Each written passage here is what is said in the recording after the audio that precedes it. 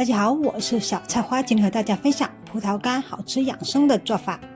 葡萄干是平时生活中大家都喜欢的小零食，营养又好吃。葡萄晾晒成葡萄干后，葡萄干表面多少有些糖浆，很容易粘上灰尘和各种脏东西。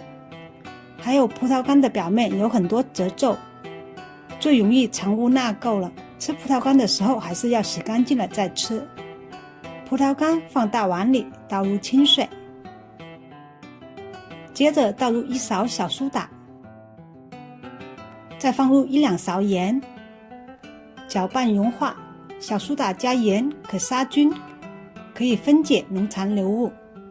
让葡萄干在小苏打盐水中泡上5分钟。5分钟后，水明显的发黄变脏了，把脏水倒出来。接着在葡萄干里倒入鲜面粉，捉匀，让每一粒葡萄干都裹上面粉。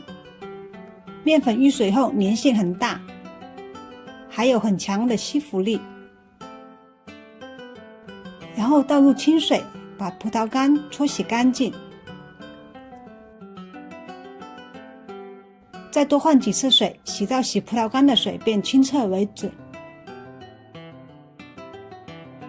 这样洗出来的葡萄干特别干净，吃起来也比较放心。葡萄干洗干净后，捞起沥水，放到一个盘子里。葡萄干在盘子里铺散开，晾干表面的水分。葡萄干表面水分晾干后，拿来一个有盖的瓶子，瓶子已经消毒晾干。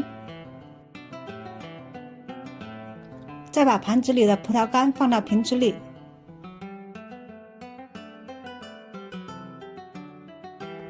紧接着拿了1瓶醋。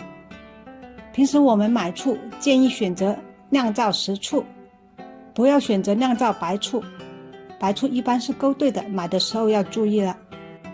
接着把醋倒入葡萄干里，醋没过葡萄干就可以了。